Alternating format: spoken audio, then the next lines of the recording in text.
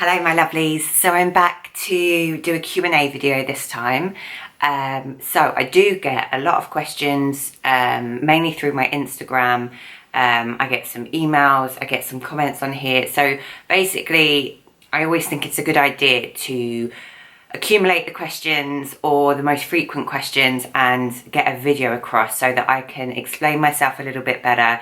And the fact that there are so many people that have the same questions, it will hopefully, you know, answer them for all of you rather than just specific people. So, got my little notepad. There's no flies here today, so sorry about that, my last video, that was horrific. Right, okay, so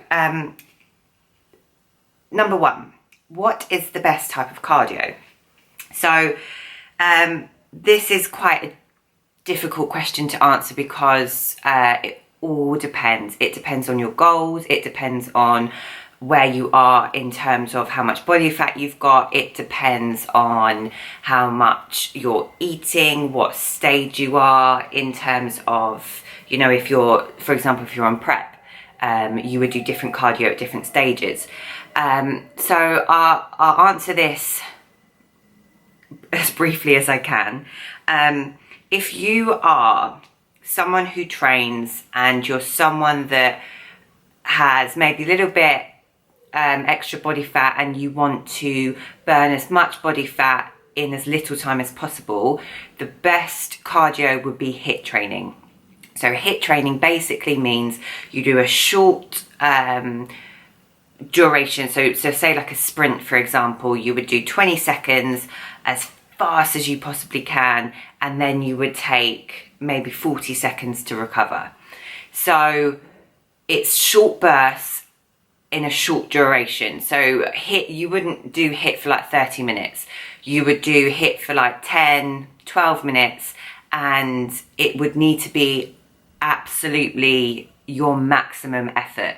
So I think people get a bit confused between intervals and HIIT training. So intervals is something that you could do for 30, 40 minutes if you want to.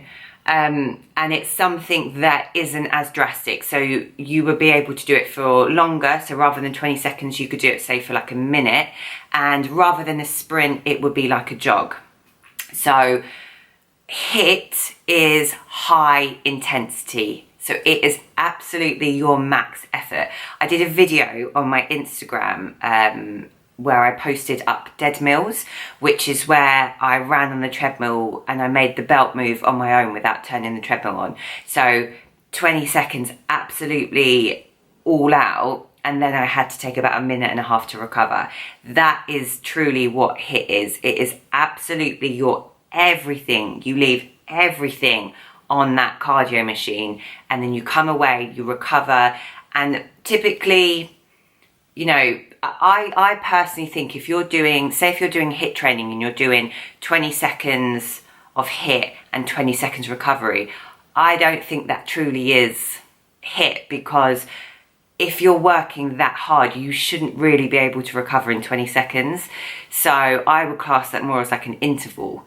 And also, if you think about it, in your head, if you're saying to yourself, I'm going to give myself 20 seconds to recover, you're not going to go full out, because you know at the back of your head, I've only got 20 seconds to recover, so I need to kind of hold a little bit back. So for fat burning, HIIT training is the way forward. So 20 seconds, say, absolute maximum intensity, and then take your time to recover, bring your heart rate down, get your breathing back to a normal-ish rate, and then you go again.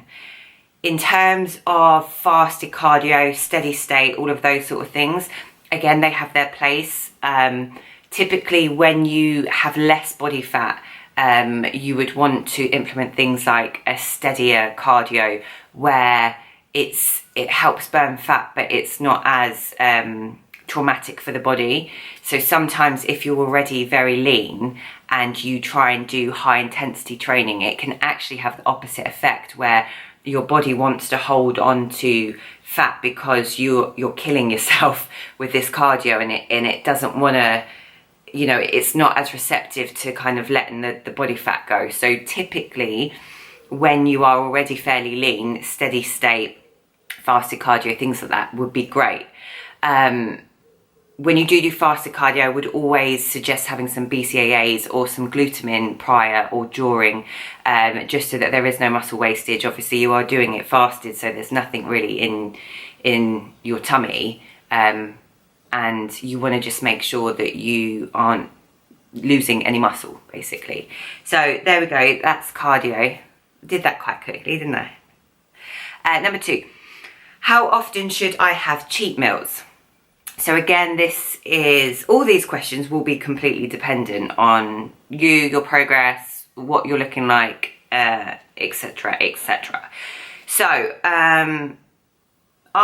if I use my clients as an example, so most of my clients that are either in like their off season or they're just trying to, you know, improve their physique and they're you know, working towards a goal, I typically would give people 1 cheat meal a week, and that would be a no holds bar. So I call it a free meal because I hate the word cheat meal. I just think that's not, I just don't like it. So it would be whatever they want. So for example, a lot of my clients have families, they have lives, and it's a really good way to kind of just spend some time with their family, not have to sit there and work out what they're eating and what the macros are. And it just allows them to just have some time off. So it's as much as a mental break as it is a physical break. And I like to do that weekly for most of them because, as I said, you know, weekends, for example, Saturday night, if they've got kids, husbands, wives, whatever, that tends to be more of a social occasion. So, you know, if they go out for dinner with their parents, for example, then they're able to just have a meal and they don't have to count for it. They can have a pudding, they can have a glass of wine if they want to, and it's completely, you know, there's no guilt attached because it's there. In terms of if someone is a little bit more strict, so if someone has an immediate goal in place, so they're either got, you know, a holiday or they're on prep, sometimes a weekly cheat meal, it all depends on the person. So using my clients as a reference, some of my clients, they need to have a cheat meal at the end of the week, and it's almost a way for them to stay so hardcore in the week. And it doesn't mean to say that they're not mentally strong, that they couldn't do it without a cheat meal, but it just helps some people focus and keep on track that way. I have some clients who maybe if they're a little bit behind and we need to just focus on trying to, you know, I say behind, if, for example, someone's got a holiday in 4 weeks' time and they do want to be dramatically leaner, I would not suggest having a cheat meal every week. I would possibly do a refeed where I increase their carbohydrates for the day, or maybe not even have one. It all depends on the progress. And it depends, as I said, on what stage you are. You know, if it is off season, as in you are just living your life and you're training hard and you're eating well, once a week is great. I think it's a really nice idea to have that time, and again, just to reset you mentally as well as physically. But if you are in a diet and you're in a, you know, there's an immediate goal ahead of you, I think you need to be a little bit more cautious of your free meals. So either you say to yourself, you have a meal, but it's a cleaner free meal, so you don't track it, but it would be something like a chicken burger with chips rather than a beef burger with chips and some ice cream. So I hope that answers that question. Here's a popular one, transitioning from prep to off season and vice versa. So I get these questions quite a bit. So some people that have been in a deep off season, if you were following me on my Instagram earlier this year, you would have seen how deep in my off season I was. So sometimes that can be very difficult to go from eating a hella lot of food and training hard and heavy and not really much cardio to suddenly changing everything so that your calories are reduced, your cardio's increased, your training is slightly different. And it can be hard because mentally as well, it takes weeks for you to notice a difference. But inside you feel that you're working your butt off, and it's quite hard when you can't necessarily see a change straight away. So there is that difficult place, there's that difficult transition between off-season to prep, where actually you feel like you're in prep from day one, but you don't look like you're in prep until 4, 5, 6 weeks down the line. So my advice would be there is just keep your head down and keep your focus. There are always going to be times where you don't feel like you look very good, or you know, you'll be doing all this dieting, all this cardio, and then when you look in the mirror you just think, God, that doesn't reflect how hard I'm working. On days like that, there's no point in giving in. Why would you? Why would you sabotage everything that you've just done and all that hard work that you've just done because you don't like what you see in the mirror? Because I promise you, give it another couple of days and your mindset will be in a different place. Your body may look completely different, and then you'll be like, oh, I look great now. And it really does, it is that superficial in terms of it can change from day to day. So you need to be very strong and say to yourself, right, what is going to motivate me? So for me, when I do upper body, sometimes I like to have a vest top on. At the moment, at 10 weeks out, I like to actually keep my sports bra on, because I can see that I still have quite a bit of body fat, and it actually motivates me to train harder. And I want to see some separation in my shoulders, and I want to see some abs. Whereas if I've got a jumper on, I can't see it. I kind of feel a bit, so you need to kind of find what it is that makes you feel that, you know, that you can push a bit harder and that you can stay motivated. Don't get me wrong, there are workouts where a jumper is completely needed for the entire day. But yeah, you need to find what it is that motivates you and stick with it. Coming off of prep into an off season, you would think would be far easier. I think, and I will say this until I'm blue in the face, it is so much harder to go into your off season than it is to go into your prep. That sounds very bizarre, but prep, you know, and especially if you've done a few preps, and again, when I say prep, I'm talking about just dieting for a holiday or for an event, you know, I'm taking it to everyone, not just people that compete. It's, you know, if you've done that before, you know it's inevitable. You are going to get leaner, you are going to start looking really good, and you're going to love the whole process of it, even the bad days. When you go from prep to an off season, you know that you're going to get bigger, you know that you're going to look softer, you know that all those sort of good bits about prep are almost going to be reversed into off season. And I'm being very critical that, you know, and a lot of people have off seasons and they look absolutely amazing, but I know that most people that I speak to have the same feeling as I do, where it's that it's a scary place going into your off season. It's very hard to adjust from seeing this really lean body to a body that holds onto water because it's just been through a crazy diet. It is, you know, a lot softer around the edges. So the best thing to say for that is you have to do a reverse diet properly. You cannot expect to diet for 16, 20 odd weeks and then just go straight back to eating how you was eating 20 weeks ago before you started your diet. So you need to gradually come out of it. You need to gradually up your carbs, gradually up your fats. It depends as well in terms of your growth. You have this small window after you compete where it's called rebound training, and your body is really receptive to putting on muscle.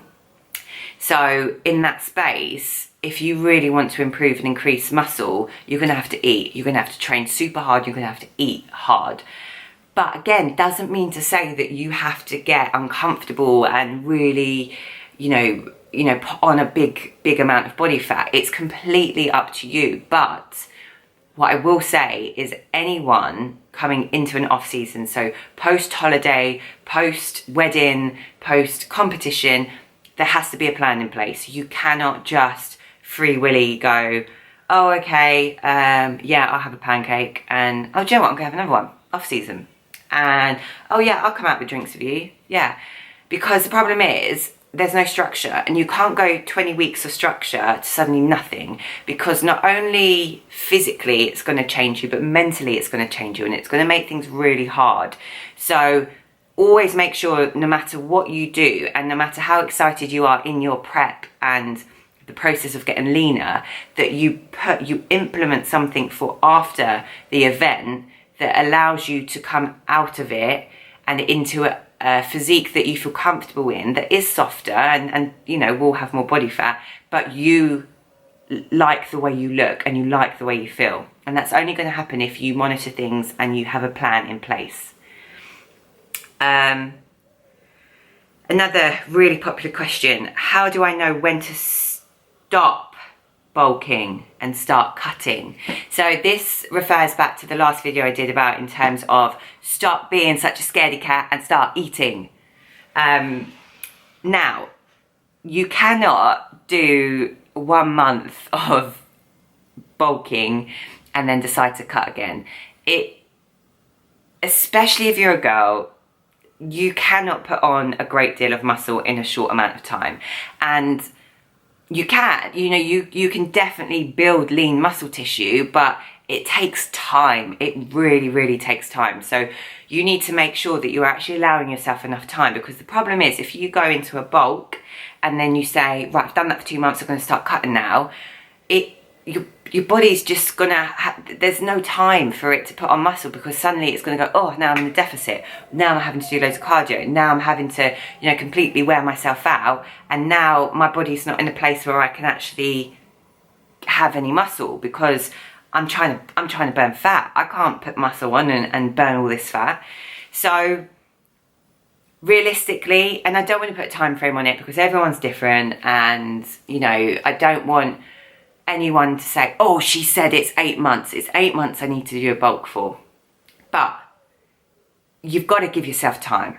So I would say, I don't want to say a number, but you know, if I'll put me in the example, off season. So I did my off season for 6 months, 6-7 months last year. Mainly, I didn't need to put on muscle as such. I actually had to have more of a break physically, mentally, because I did a hard prep. But you need to give yourself time to actually be able to put on muscle. So I would say 6, 7, 8 months is a good time frame. Great to do it at Christmas when we have to wear more clothes and there's more food around. But you have to give yourself enough time. You can't just say, right, I've done it for a couple of months, I feel fat, now I want to start dieting, because your body's only just getting into a rhythm to be able to put on muscle. Likewise, when you come to diet again, you can't just go from eating crazy amounts of calories, even if it's clean food, even if it's just rice and chicken you're having. You can't go from that to suddenly cutting out and halving your calories. Everything that you do needs to be transitioned slowly, so that you don't lose any muscle. Because the problem is, if you've worked all this time on putting on some muscle and then you diet really quickly and you halve all your calories, and your body can eat into that muscle because it needs fuel. So the slower the better, the more chance you're going to have at burning fat and retaining the muscle that you've just put on. As you can hear, it's hard. It's, you know, there is a bit of a science to it, but the best piece of advice I can give you is do everything really slowly. And likewise with your bulk, don't just go, all right, so I'm decided to do a bulk, now I'm going to triple my calories. Reverse diet. So say to yourself, right, felt good, energy was all right this week, actually felt a bit hungry, so what I'm going to do for next week, I'm just going to put an extra banana into my post-workout. Or I'm going to actually give myself an extra 100 grams of potato in that meal, so that I know that I'm eating enough and I'm training enough and I'm eating enough to repair my muscles after I'm training. So it doesn't have to be this crazy amount of food and then not a lot of food and then actually, no, I want to bulk, so I'm going to do loads of food again. some people don't need loads of calories to put on muscle, so you can stay relatively in a good condition, but some people do. It's completely dependent, and it always will be, and these questions always will be completely dependent on the individual, on the individual's goal. You know, we're all different. Some of us, you know, client-wise, I put my clients into the equation. I have some girls that barely do any cardio when they do a competition prep. Some girls that have to do quite a bit of cardio. We are all different, so you can't look to the next person and say, oh, I just do what they're doing. Take the initiative and make sure that you're treating yourself as an individual and not looking at anyone else and what they're doing as, oh, they're doing that, so I must do that. Because we are all different. Right, I'm going to leave it there because that's 21 minutes. I hope that this video was helpful for you guys. I hope that it made sense. If there are any questions that you want to ask after, you know, about this video, then please comment below and I will get back to you. If there are other questions that you want to be answered, I'm going to try and make this into a regular thing. So maybe like a monthly or every 6 weeks, I put the questions together and answer them back. I hope you guys are good and you're training hard, and I will see you all in the next video.